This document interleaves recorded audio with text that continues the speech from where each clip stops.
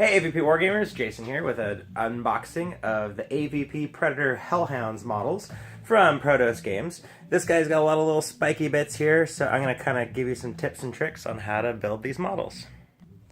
Alright, so we're going to open this up here. Now if you have the Unleashed rulebook, what you're going to find out is you're going to need a squad of 5 of these guys, or more.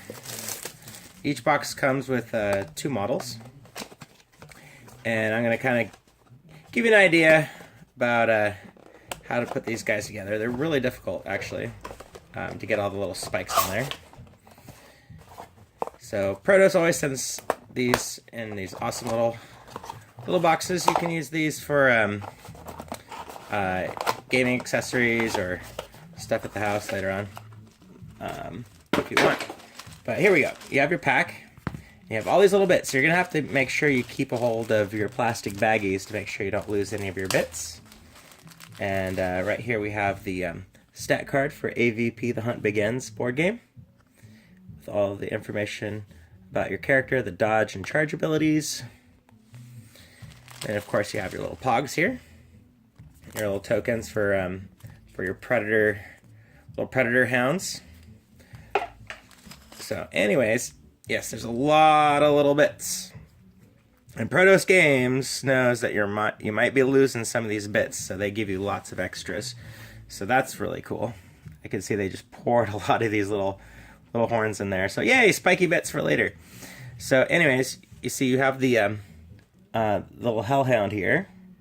Here's the body. And then you're going to have a couple of arms and legs that go on them. And my suggestion is anytime you get a resin model, you're going to need to wash it. I've tried to paint these without washing them, and there's a mold release on these that'll keep your paint from sticking.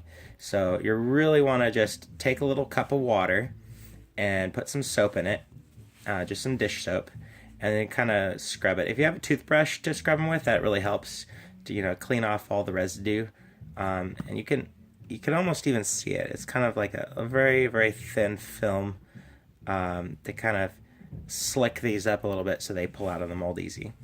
Now it is extra difficult because if you wash these little spikes in with soap, they kind of get lost in the soap bubbles and they float. So you got to make sure you really keep track of these as you wash them. So yeah, I wash them and I leave them out to dry before I assemble and glue them. And then it was really helpful. The box, you can it tells you exactly where to glue all these little horns if you want to be movie accurate.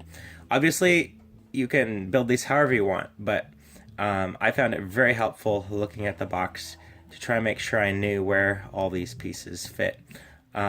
If for some reason you lose the box, or if you had the Kickstarter version that didn't include the box, it was very helpful for me to look at movie stills to see where all these little spikes attached. Now they have a ton of little holes on the top of here for you to put those spikes in. So just a little bit of super glue and attach them. Now whenever I use super glue to attach stuff to my models, I always like to have some baking soda nearby. The baking soda is going to accelerate the super glue. Oops, and then there you go. You got to be really careful. I just cut off his foot, so that's going to be a pain to glue back on. But yeah, X-Acto knife goes through these really quickly, so you have to be really careful when you're trimming these models. And they're not going to need that much. There's usually very slight flange lines, if any. But definitely when you're like taking off the extra sprues here, you got to be really careful not to cut the model in a spot that you don't want, just like I just did. So anyways, yeah, you're going to want to trim these up, wash them, and then use super glue or Zap-A-Gap, which is the same thing as super glue, to attach these. Now the inside of the feet here, you're going to have these little mold sprue pieces that kind of pop out. The name of them eludes me at this moment. But you're going to want to cut those off. And it's okay if you cut a little bit more off than you need, especially on the inside of the arms here. That's going to give you a tighter fit with less resistance from those pieces as you glue them in there. I have some of these that are already finished that I'm going to show you here. So here's kind of what they're going to look like when they're done. They've got all those spikes sticking out. And once they're glued together, you can see they're kind of flexible. This kind of resin is really nice. You know, if you drop it, it's not going to break most of the times. So yeah, once they're glued on there, it's pretty good.